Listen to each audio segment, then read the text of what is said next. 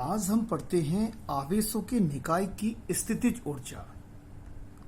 आप ऐसे समझिए कि स्थितिज ऊर्जा के लिए दो आवेशों या दो से अधिक आवेशों का निकाय होना जरूरी है। जैसे ही स्थितिज ऊर्जा की बात हमारे मन में आती है तो कहीं ना कहीं 11th क्लास में हमने जो वर्क के बारे में पढ़ा था कि जब हम कोई कार्य करते हैं तो वही कार्य स्थितिज ऊर्जा के रूप में संचित हो जाता है। जैसे कोई एक रूम खाली कमरा है, खाली रूम है, उस रूम के अंदर सबसे पहले कोई व्यक्ति आता है तो उसे कोई वर्क नहीं करना पड़ता, वो सीधे अंदर आके बैठ जाएगा। अब यदि उसके बाद एक दूसरा पर्सन यदि उसके अंदर आएगा तो उसे पहले पर्सन के विरुद्ध यानी कि उससे परमिशन लेनी पड़ेगी, तो वो उसके विरुद्ध क्या करेगा, कार्य करेगा। तो माना कि कोई एक आवेश है Q, इसकी प्रकृति धनात्मक है और इसके पास हम R दूरी पर, इस दूरी को R मान लें, R दूरी पर बिंदु P पर, जिसे हमने फाइनल पॉइंट माना है, हम अनंत से यानी कि इनफाइनाइट से किसी एक परीक्षण आवेश को हम लेके आते हैं।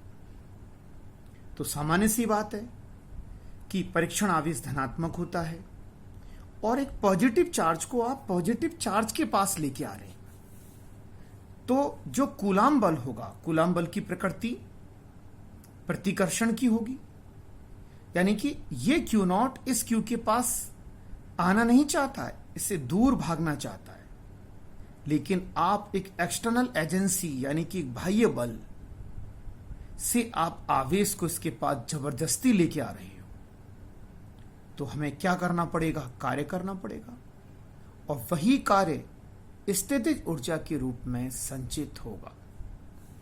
जैसे गुरुत्वाकर्षण में भी होता है, जब हम किसी वस्तु को जमीन से ऊपर उठाते हैं तो आप गुरुत्वाकर्षण के विरुद्ध कार्य करते हैं, तो वही कार्य स्थितिज ऊर्जा के रूप में इकट्ठा हो जाता है। उसका सूत्र भी आपको याद होगा, mgh।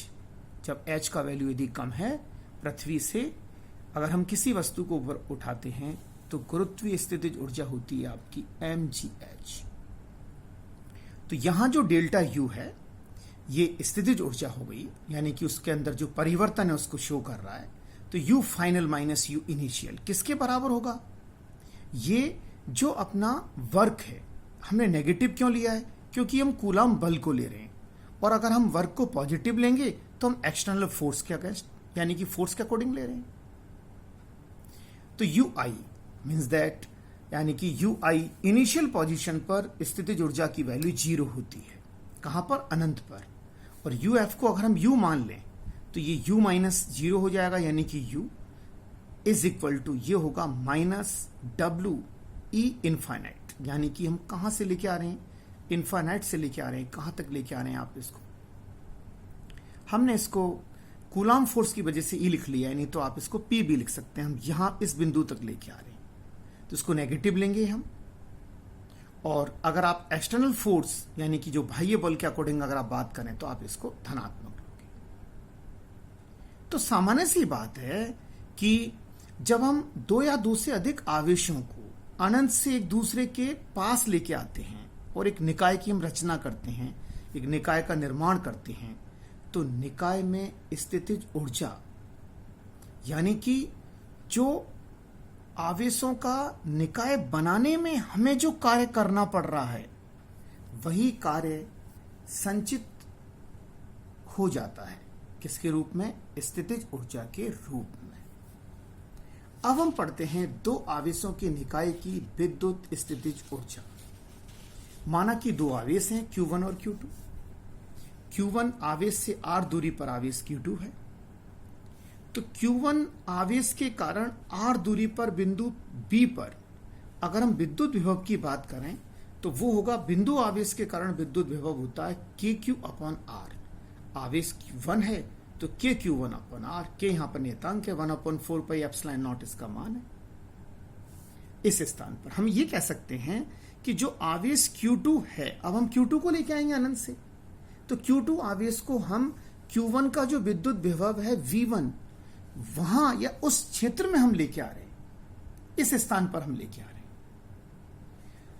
तो जो किया गया कार्य होगा वो क्या होता है, विभव की परिभाषा से V is equal to W upon Q या फिर W is equal to V Q.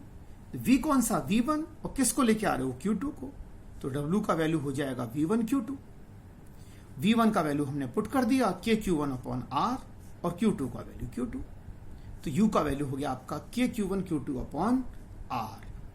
तो दो आवेशों के निकाय की स्थितिज ऊर्जा का सूत्र होता है KQ1 Q2 upon R12। R12 इसको रिप्रेजेंट कर रहा है कि आवेश एक की दो से जो दूरी है वो R12 है।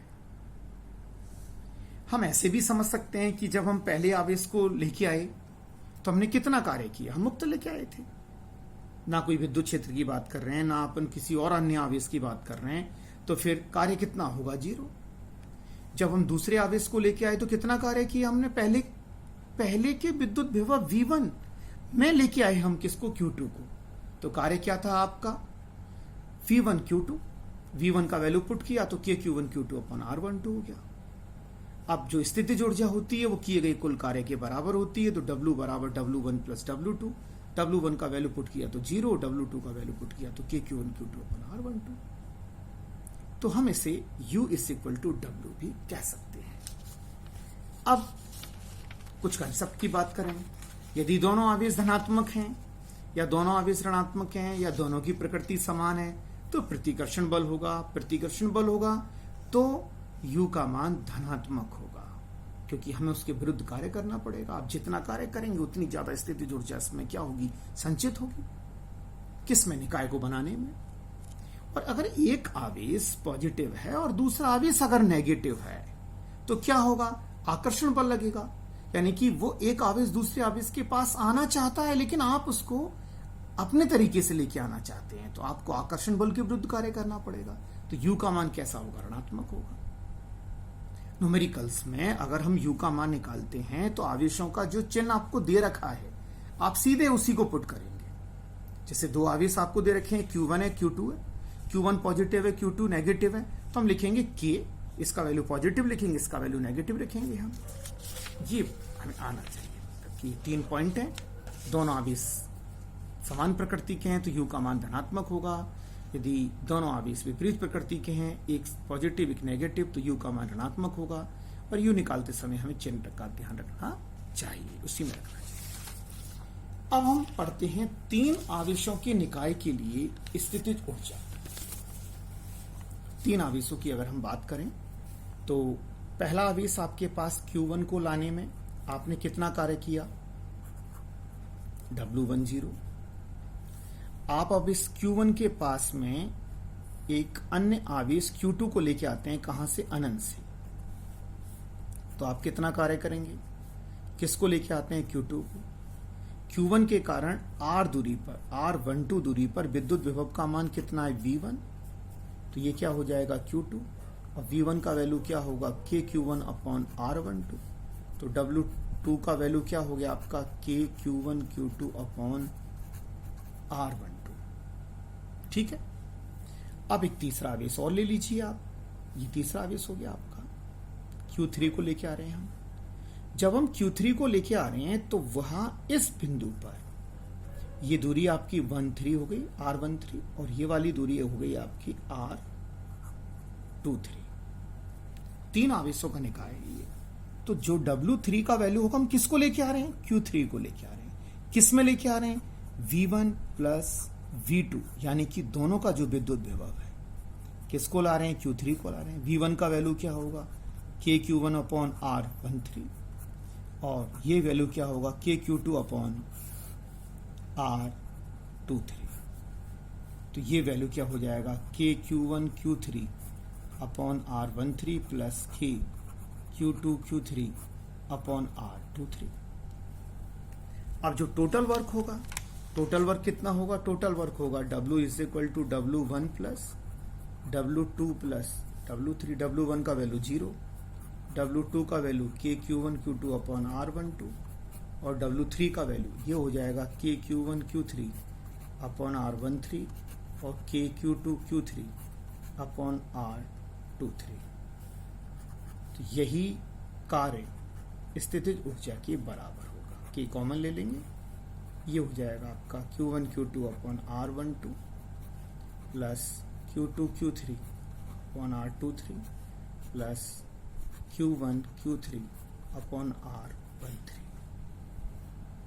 ये तीन आवेशों के निकाय के लिए स्थितिज ऊर्जा का सूत्र है। आप इसको आई और समेशन के रूप में भी लिख सकते हो। तीन आवेशों के लिए के को आपने कॉमन ले लिया, समेशन ले लिया आपने, ये आई हो गया, ये जे हो गया, ये आर आई जे हो गया। आई का वैल्यू भी आप 1 to n है और जे का वैल्यू भी 1 to n है, बट आई जे के इक्वल नहीं है।